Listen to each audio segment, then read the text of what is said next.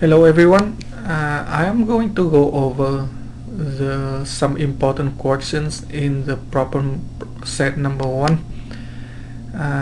For the concept question, you can do it by yourself. The answer is right here. I think they are pretty easy.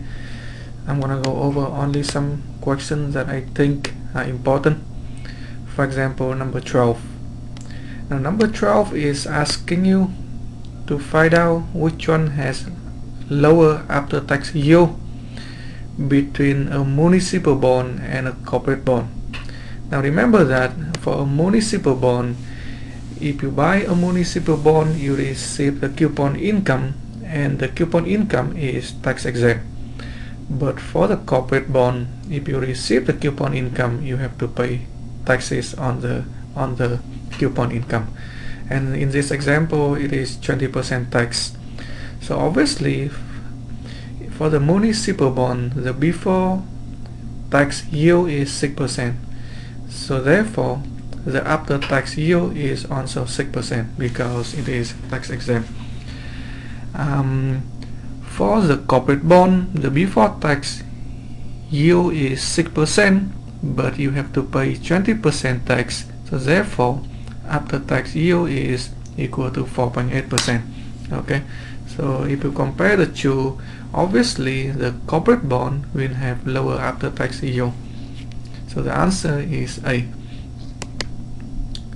Now, so let's go to the next question, which is number 17. Okay. For a call option with a strike 170, what does it mean? The strike equal 170 or the exercise price equal 170. It means that if you buy this option today, at the expiration date, you will have the right to buy the stock IBM at the price equal to $170. Okay, and in order for you to have this option, you have to pay the option premium, which is right now equal to $6.8. Okay, you have to pay $6.8 to buy this option in order for you to have the right to buy the stock IBM at the strike equal to 170 at the expiration date. So the next question is, what should you do with the option?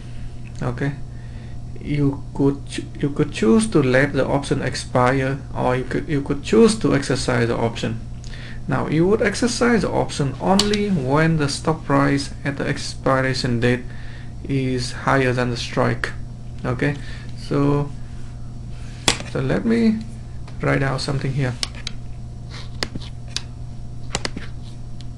Okay, so if the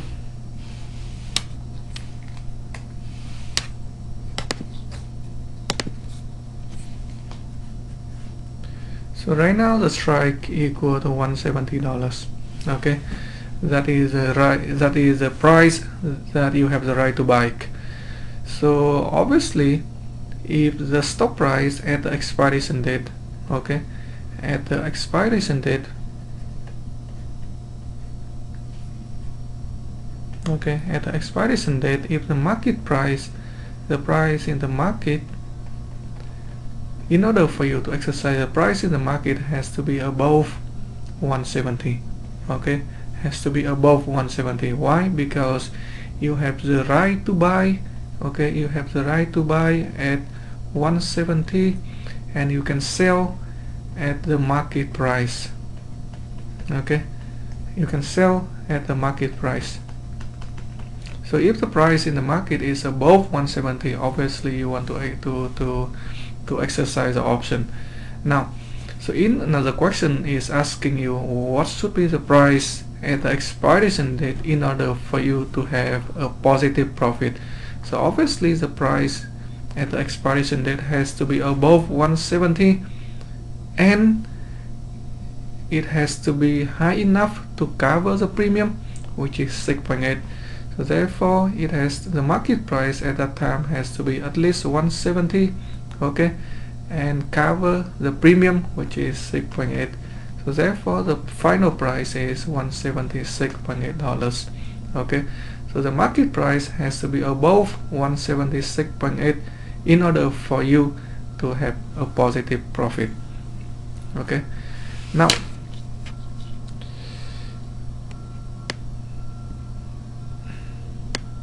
the next question would be number 22.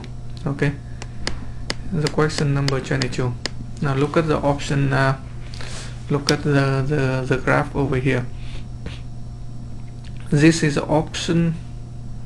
Okay, this is option listing information in the market on the stock price on the stock Apple.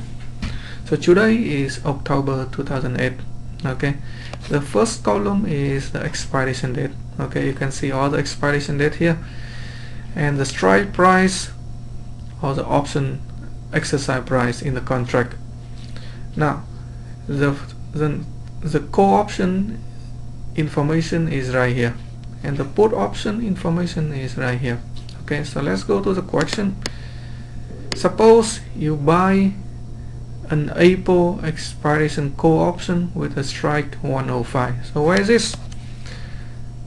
Where is that option?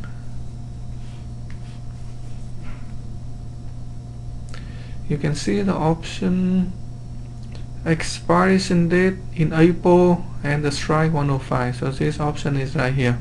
Okay, 105, and the premium is 22.4. okay, so obviously you have to pay a premium of 22.4 in order to buy this option. Now the question is asking you if the stock price in Apple is 111. Alright, the strike, okay, the strike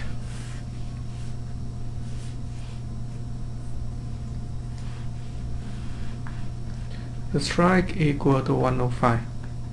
okay, and the market price is, you can see that is 111 when you exercise your call option. So obviously the answer is yes, you would exercise the option because you have the right to buy the stock at 105, and you can sell at the market price at that time equal 111. okay, however, remember that you already paid a premium of $22.4 to buy the option before, so therefore you paid the premium of 22.4 before, so therefore your net profit is of, okay, you sell at 111, you have, okay, you buy at 105 and you pay 22.4, so your net profit would be negative. I think I calculated the answer before here for you. It is negative, okay, the negative 11 and negative $16.4. okay, you have a loss of $16.4. in terms of return, how many percent return loss? You have a loss of negative 16.4, but you paid a premium of 22.4, so you invested 22.4 on this option and you have a loss of 16.4, so you have a loss of negative 73, 21% loss. okay, now in this case you have a loss of negative 73, 21%. so the question is, why would you still want to exercise? The answer is, in this case you still need to exercise the option, because if you don't exercise you would lose everything. You would lose the entire $22.4 premium, so your loss would be negative 100%. okay, so therefore you have to exercise even though you have the loss. Now second question, question B. What if you bought the Apple call with a strike $100? So go back to the graph go back to the table here. Apple call with a strike 100. So you can see here, okay, this is the Apple, okay, the strike 100, the premium now is 25.1. okay, so now you have to pay, okay, you have to pay premium of 25.1 to buy the option. Okay, and if the price in the market is 111, would you exercise? The answer is the same. Yes, you have to exercise, because the market price is above the exercise price. So when you exercise, okay, when you exercise, you can have the right to buy the stock at the price in the contract equal 100, okay, because it is exercise price. And then you can sell the stock to the market at the time, and the price at the market is 111. Okay, and remember that you paid premium before to buy the option, so you paid a premium of 21.5, so you have a net, okay, you have a net loss of 10.5. okay, you lose $10.5, and your return is similar. Okay, your return is similar. You lose 10.5. okay, you lose 10.5, but you spend $21.5 before, so your return would be negative 48.3%. okay, I'm gonna equal negative 48.3%. okay, that is your return, negative 48.3%. Now, last question. If you bought an Apple put with a strike 105, okay, now this is a put option. So go back to the information we had before. Apple put with a strike 105. Okay, so this is Apple put, okay, the strike 105. So the premium now in the market is 16.2, and that is a premium in the market. Alright, so in order for you to buy this put option, you have to pay $16.2. Now, put option is different from the call option. Put option gives you the right to sell. Okay, so if you buy the put option with a strike equal to 105, you have the right to sell the stock at 105. Okay, however, at that time, if the stock price of the Apple is 111, so therefore nobody would want to exercise the put option, because if you exercise the put option, you have the right to sell at 105, but the market price is 111, so therefore it doesn't make sense to exercise the put option. Okay, because you can sell at the market at 111, why you want to exercise and sell at only 105? So if you don't exercise, okay, if you don't exercise, okay, and so you lose the entire premium, which is I forgot, it is 16.2. okay, you lose the entire premium, which is $16.2. so, and your return is your loss, 16.2 divided by how much you spend, which is $16.2, and you have a loss of 100%. okay, you don't exercise, you lose everything. Now, number 23, okay, it is about the index. Now suppose this is a price index. Alright, so the first question is, and the index has three stocks, A, B, and C. At the beginning, the stock A price is $90, the stock B price is $50, the stock C price is 100. And the number of shares for stock A is 100 shares, for stock B is 200 shares, and for stock C is 200 shares. After 1 year, the price of A is 95, price of B is 45, price of C is 110. Okay, and you can see that at year 1, the stock C had a stock split. What is a stock split? For example, if the stock split 2-for-1, meaning the price will be cut by half, so the stock price of C is 110. At year 1, it will be cut by half, so the new price is 55. The number of shares of stock C at time 1 is 200. After the split, it would be double, which is 400. Okay, So the next question, the first question is calculate the return of the index, okay, from time 0 to time 1. So obviously the price index, okay, the price index, okay, the index equals simply the sum of the price P1 plus P2 plus P3 divided by the divisor, and initially the divisor equal to, okay, initially the divisor equal to the number of stock equal to 3. So you can see at time 0 it is equal to 90 plus 50 plus, okay, plus 100, which is the sum of all the prices divided by the number of stock. Okay, so at time 0 it is equal to 80. At time 1 it is 95 here, okay, 95 here plus 45 plus 110 divided by 3 and equal to 83.3. okay, so the return, okay, the return would be equal to the ending value, which is 83.3 minus the beginning value, which is 80 divided by 80, and this would give you equal to 4.167%. That is the return on the index. Now,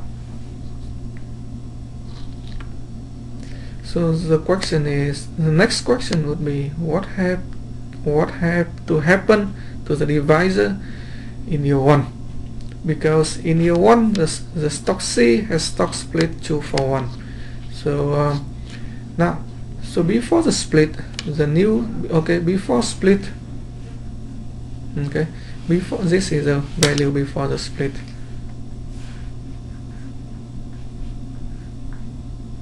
Okay, this is the value before the split, before the stock split of stock C.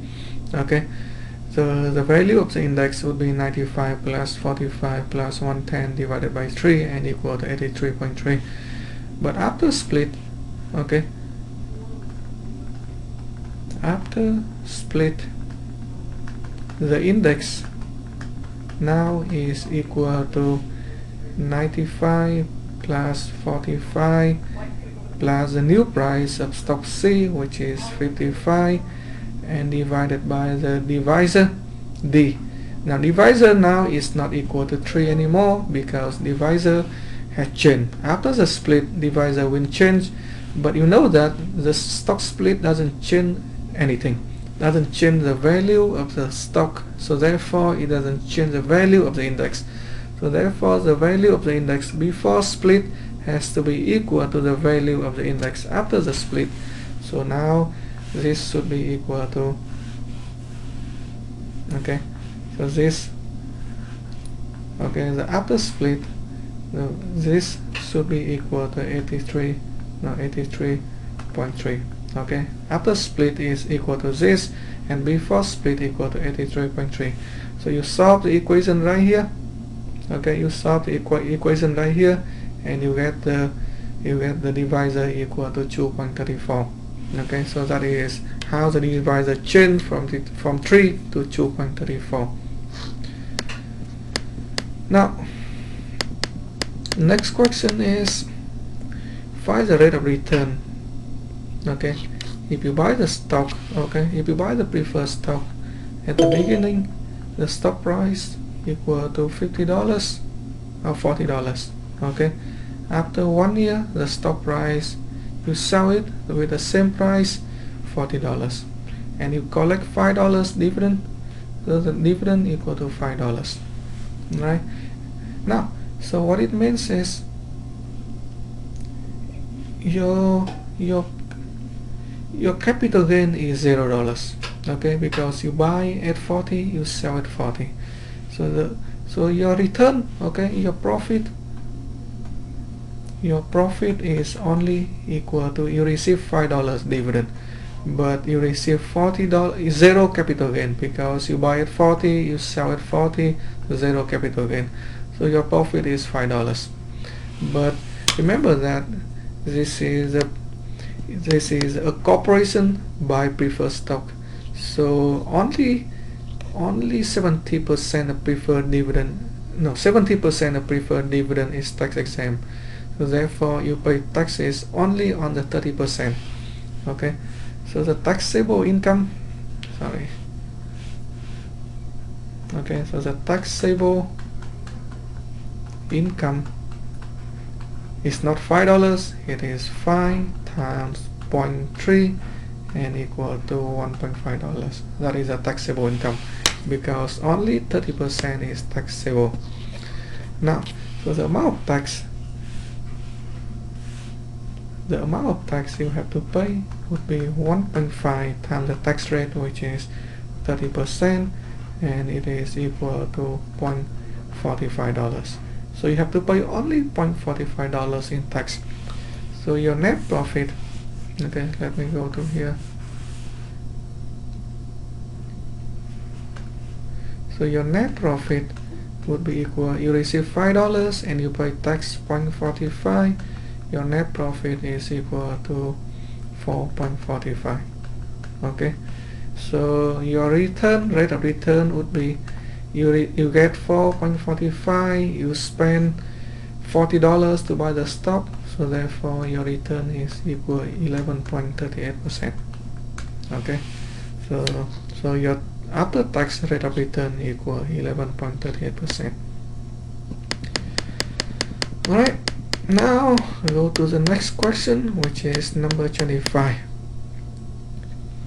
Using the code for the General Dynamics GD, so you can see GD over here. It's not a highlight, okay, it is a one above the highlight, which is GD.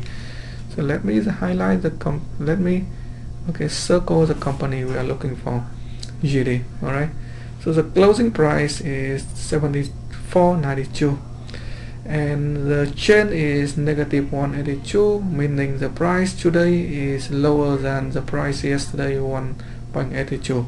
so obviously the price yesterday was $74.92 plus 182 and equal to $76.74.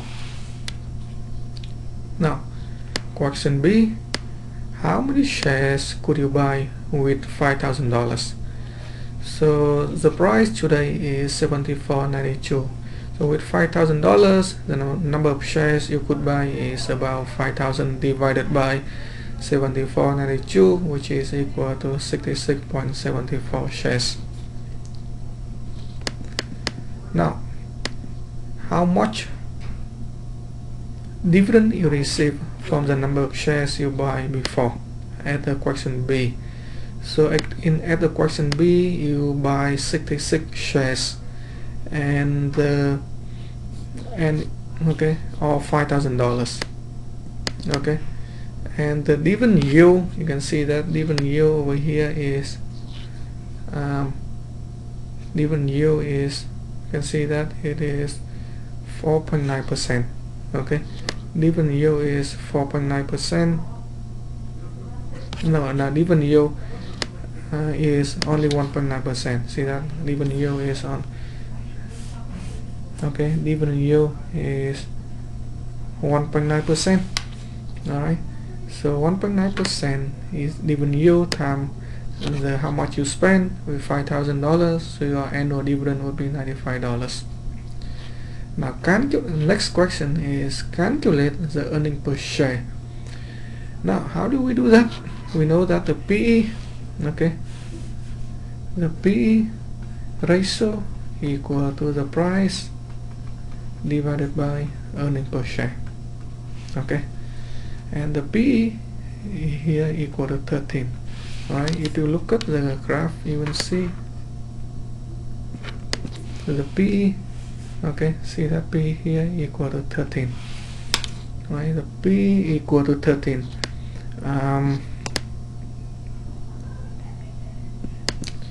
And the price, you know that equal to $74.92, so therefore you can easily get earning per share equal to $74.92, okay, divided by the PE, which is 13, and equal to $5.76. so that is earning per share. Alright, so goes to the next question, which is a futures listing. What is the difference between futures and options? Options give investors the right to buy or to sell a stock or an asset. Futures, on the other hand, gives investors the obligation. So if you buy a futures contract, you have obligation to deliver the assets. Okay. Now, so let's take a look over here. This is a futures contract on oil. Okay. The one contract, it is 1,000 barrels. So if assume today you buy one contract, okay, the settlement date is in July 2010, meaning you have to buy at July 2010, and the settle price, okay, the settle price is 41.14. okay, so the settlement price, okay, equal to $41.14 for 1 barrel. Okay, for one barrels. Okay, and that is the price. Now at July, the contract closed at 42. So if you buy, so what it means is you buy at 41.14, okay, when you enter the contracts, but before the contract settle, you sell the contract at the price at that time, $42. Okay, so obviously your profit is, okay, your net profit is equal to 42.14, no, I'm sorry, equal to 42 minus 41.14. okay, that is the profit for 1 barrel, and one contract you have 1,000 barrels, so multiply by 1,000, you have the profit for one contract is $60. How many contracts outstanding? Okay, if you look at the open interest, right? Open interest would give you the number of contracts outstanding. So there are 243,522 contracts outstanding. So what does it mean, contracts outstanding? It is a number of contracts that have been issued in the market. Okay, so that is what it means. I believe that is all for the problem set number 1.